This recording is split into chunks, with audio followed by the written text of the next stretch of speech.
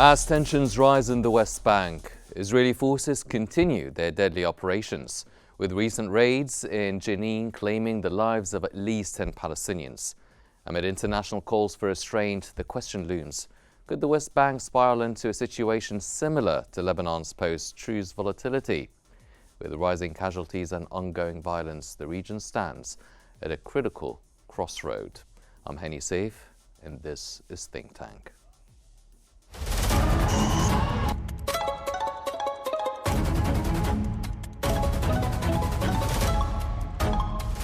Our world is becoming unhinged.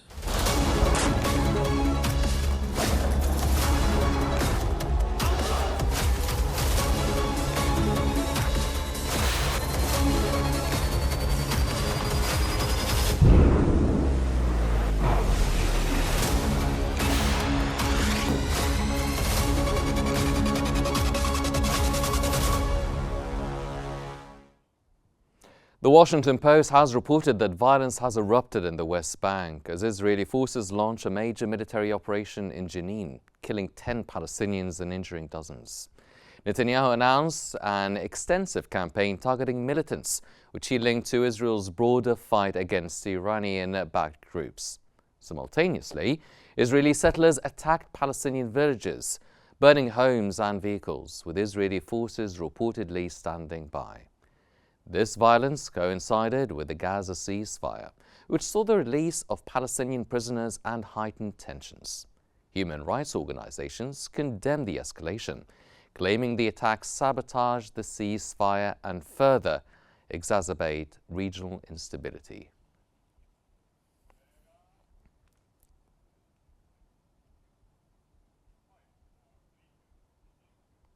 Al-Ahram Online has reported that Francesca Albanese, the UN Special Rapporteur on Palestinian human rights, has warned of a potential Israeli genocide in the West Bank, echoing the atrocities committed in Gaza.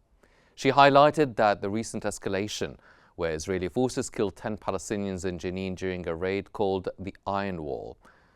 The raid continued into its second day, with bulldozers blocking hospital entrances and snipers targeting residential areas. Over 600 Palestinians were displaced, seeking refuge in Jenin's hospital under dire conditions. Since the Gaza war began, Israeli forces have killed at least 847 Palestinians in the West Bank, with ongoing violence raising fears of a broader humanitarian crisis.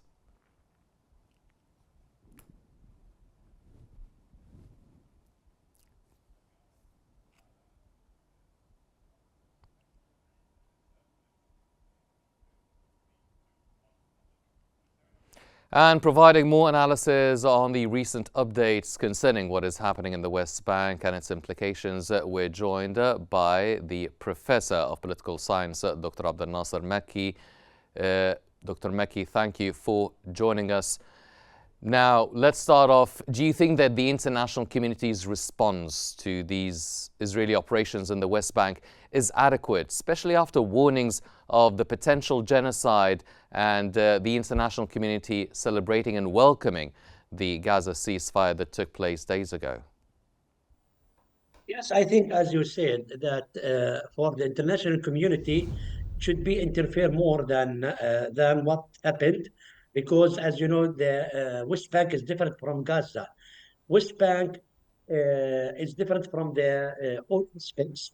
Especially, we are talking about that the environment of the West Bank, and especially in Jenin, small area, it's an intensive area, and also there is no like militant like in Gaza, and also at the same time, the 10 persons that have been killed, they are civilian, they are not militant, and also at the same time, the Israeli bombed and also they attack the hospitals, and they make a surrounding against all the people in Jenin. And suddenly yesterday, they attacked Jenin while the people were going to their work or also shopping in the markets. So for this, I think the international community should be more intervention in this, and the atmosphere in Jenin and also the environment is different much than in Gaza.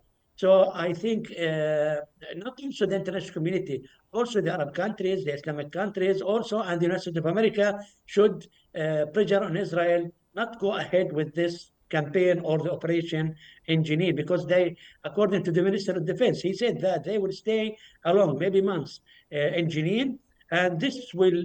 If it's happened, I think it will be a disaster for Jenin, and it's not just on Jenin because they said that they will go ahead with all the cities and refugee camps and villages in the northern part, and after that it will be like gradually going to the this campaign to the all the West Bank, and this is according to the meeting in the cabinet in Friday, in last Friday, between Netanyahu and the other ministries in the meeting.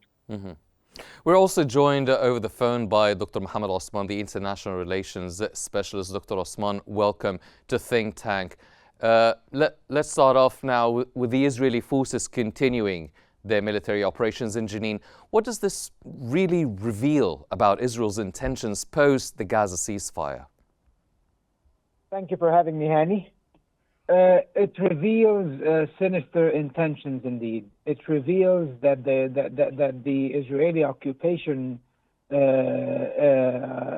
authorities have no sincere intentions to put an end to the vicious cycle of violence that has consumed the Palestinian territories over the past 15 months in a rather intensive manner.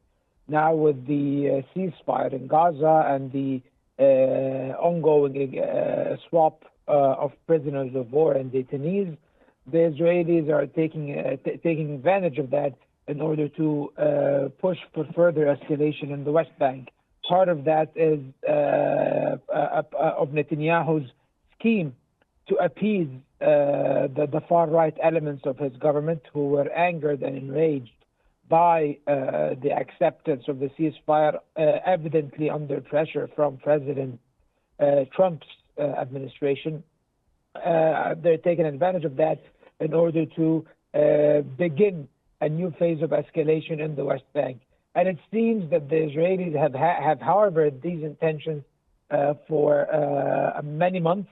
The West Bank was not calm over the past 15 months. Numerous clashes have occurred in places like Jenin, Tubas, Balata, and many other refugee camps in the West Bank, where Israeli raids have caused the death of hundreds of Palestinians, and they also detained thousands of Palestinian civilians, most of them not even connected to the resistance movement. So it seems that what's happening in Jenin now, it seems is an escalating trend of violence in the West Bank, which might even explode into a larger scale of violence in the West Bank, Hani. Dr. Maki, can we draw parallels between the current situation in the West Bank and Israel's post-ceasefire behavior after the 2006 Lebanon conflict? Mean that between the 2006, the ceasefire, between the war in Lebanon and between Gaza war and the ceasefire now? Yes, I think yes, because as you know, the experience from the Israelis, like the experience here in Gaza, it's like what's happening on in Lebanon. But as you know, in Lebanon, it was the environment and also the regional environment is different from now, because in that time, 2006, the Arab country there are some unity between the Arab country, and there are some solidarity between and also supporting Lebanon. While today, as you know, in Gaza, it's different because the Arab country now is working as mediators. It's not like supporting Gaza. It's just they are working as mediators between the Israeli and between Hamas, or between the Israeli and between the resistance in Gaza. So it's different, but at the same time, we hope that it will be the ceasefire will stay and sustain like Lebanon 2006 until that's until last year, because Lebanon or Hezbollah attack Israel because of he's supporting Gaza. So I hope that this ceasefire in Gaza will sustain and also the war will stop. but it's depending on now what have been implemented or what is the commitment of the two parties, especially Israel. After Saturday, we will see what will happen when they started the release of the prisoners who are long time in the Israeli jails, and also at the same time discussing on the 16 days of the after the agreement, the second stage. So yes, there are similarity between the two, in some aspects, but different in other aspects. Dr. Osman, what does the lifting of the US sanctions on a number of Israeli settlers really indicate now? Will it be detrimental to the broader peace efforts? Basically, a message by the Trump administration that we are expressing zero commitment to any potential settlement of the Palestinian-Israeli conflict on the basis of the two-state solution, on the basis of the sanctity of the 1967 borders, which are recognized by the international community and the United Nations and UN resolutions and the entire Arab world as well, and most of the European countries, as the borders of the state of Palestine, which is recognized by 140 states and has an observer status in the United Nations. However, Trump does not care about that, and it seems that it will only serve to embolden the expansionist settler movement in the West Bank. Right now, as things stand, it's estimated that 700,000 Israeli settlers are residing inside the occupied West Bank, of course, illegally, and they have they've built a multitude of settlements. They have de facto annexed major chunks of the West Bank, and expanding such settlements in such a manner will basically completely erode what's left of the Palestinian cause and deny the Palestinians any chances of statehood in accordance with international law. And the Trump administration seems to be on board with this vile agenda. President Trump is the only president since the Madrid conference in the early 1990s and the subsequent Oslo peace process not to commit to the two-state solution publicly and overtly. And I think that he is maintaining this status. Actually, he might be giving Israel more leeway in the West Bank in exchange for prolonging the ceasefire in Gaza and achieving the Daytoni exchange. Dr. Osman, please, Dr. Osman and Dr. Mekki, stay with us. We will resume our interview shortly. But first, let's check out this report on the ongoing developments. Israel's post-ceasefire military actions raising alarms, signaling continued aggression in Gaza and the West Bank. The Israeli military's actions in the aftermath of ceasefire agreements are a crucial indicator of its broader strategic intentions. A comparison of Israel's behavior following the Gaza ceasefire with its conduct after the last agreement with Lebanon reveals patterns of continued aggression, particularly in the occupied West Bank. Following the Gaza truce, Israel's military operations persisted, with renewed offensives targeting Palestinians.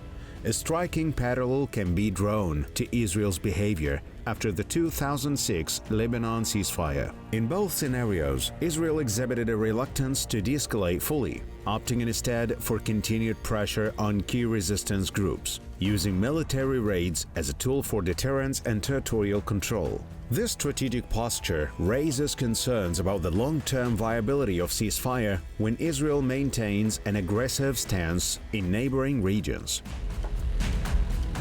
In the West Bank, the Israeli occupation army has escalated its operations. Recent raids, particularly in Jenin, have resulted in significant casualties, with at least dozens of Palestinians killed in an Israeli incursion. This latest raid exemplifies Israel's ongoing military campaigns aimed at dismantling Palestinian resistance networks, even amidst broader ceasefire agreements. The operation's goal seems clear: to suppress Palestinian opposition and maintain claimed security dominance through its continuous aggression. Additionally, the situation in Jerusalem's Shuafat refugee camp has deteriorated, with Israeli forces storming the area and causing many injuries, including serious cases. These actions, coupled with the U.S. lifting sanctions on Israeli settlers in the West Bank, have sparked tensions and fears of increased settlement activity. Trump's decision to lift sanctions has been widely welcomed by Israeli officials, but it risks further isolating Israel from Arab states, undermining the prospects for peace in the region. Israel's behavior post-truce in Gaza mirrors its actions after the Lebanon agreement, continuing military aggression in the West Bank, which remains a critical flashpoint. The implications of these actions are profound, signaling Israel's focus on territorial consolidation and military aggression, even at the cost of regional stability and relations.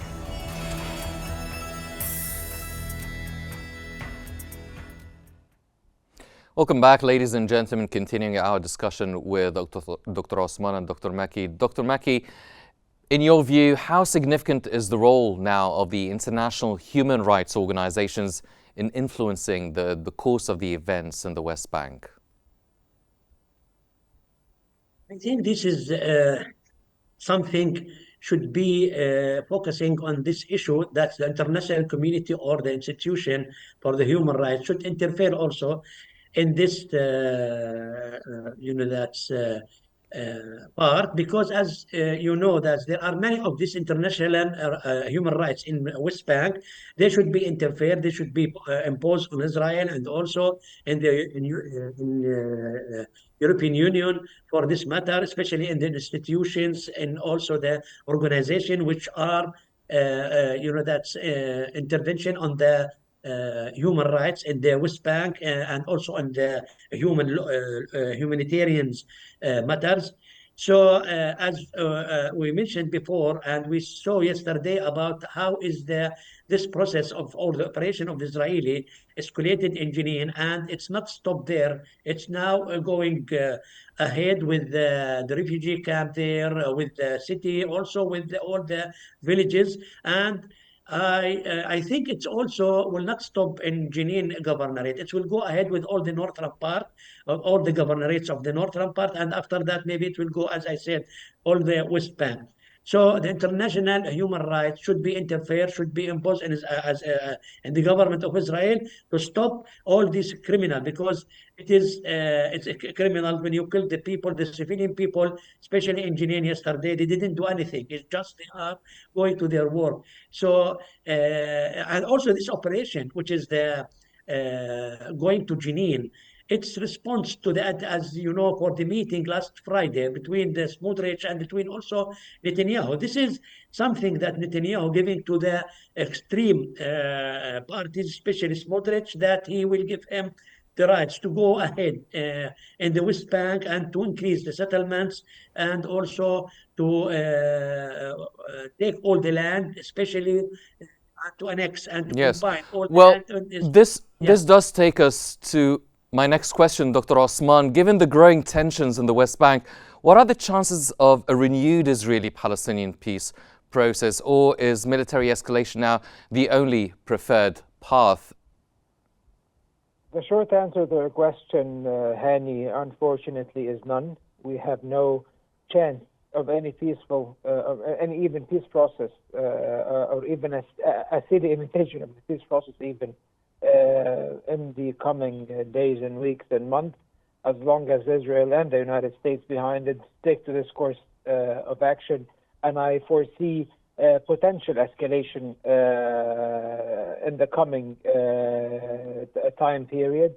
Of course, it already started in the West Bank, and there are legitimate chances, serious chances, that the ceasefire in Gaza might not survive its three stages.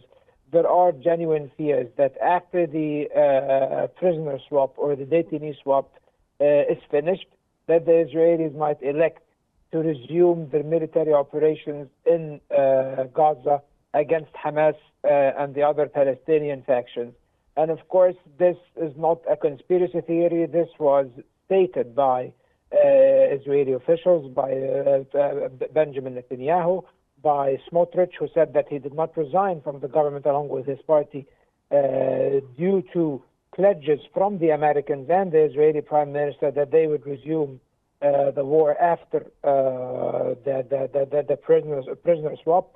And even today, Smotrich said that the resignation of the Israeli chief of staff and several military leaders from the military said that this comes in within the context of replacing the top brass of the military in order to better equip it to resume hostilities. Well, do you think, Dr. Osman, do you think that maybe with Trump now in office, do you think he might exercise some influence on sticking to the ceasefire agreement? Well, the beautiful thing about Trump is his absolute clarity. When he was asked a couple of days ago, while he was signing his first executive decrees from the Oval Office, whether he is confident that the ceasefire will continue and whether he will act as a guarantor, he said, no, he's not confident, and that this is their war in reference to the Israelis, not our war in reference, of course, to themselves as the government of the United States. This is a very dangerous statement, Hani, and it indicates that there is zero commitment on part of the United States in seeing through this entire ceasefire deal so that it can be turned into a permanent cessation of hostilities, which it isn't until now from where things stand. However, I do believe that Trump may surprise us. He's a very unpredictable person, and if he sees that it is within the vested interest of his administration and his own political interests as a politician to maintain the ceasefire in Gaza, he definitely will. Dr. Mekki, one final question. If, God forbid, the Gaza ceasefire does not stand, what do you think, or who should be taking part to influence or force any sort of peaceful and balanced minds and heads taking charge of the matter? I think, I hope that will not happen. I think that, Yes. I hope that also it will be sustained. But I think maybe this is like preparatory one. Yeah, you could say that maybe it will happen. But if it's happened, I think it will be disaster because you know that the people in Gaza, they are suffering much, and also it will be also implemented on the West Bank, also in Lebanon, and we will see, and we'll see other fronts will be open like in Yemen, Iraq, and also Lebanon. So I think it will influence negatively on the peace process in the West Bank and also in the Middle East. And also, I think also the Arab countries, maybe they will change their look, even if it's happening from Israel, like it's Israeli violating the ceasefire. So I don't think that the Arab country will stay without doing anything, not just going to war, but also it will requested from the United States of America, from the Trump administration, to interfere and to impose on Israel to stop this. But we will see, and I hope that the sustain of the ceasefire going to the second and the third stages and go to the peace process and to have the peace on this area, which is suffering from the war from 100 years. Yes. Dr. Mohammed Osman, the International Relations Specialist, and Dr. Abdel Nasser Mekki, the Political Science Professor. Thank you, gentlemen, for joining us here on Think Tank. And hopefully more peaceful and calmer minds would prevail and the Gaza ceasefire would be sustained and violence in the West Bank would recede. Unfortunately, that's all the time we have for this episode of Think Tank. I'm Henny Saif. Thank you for watching and stay tuned for more here on Q News.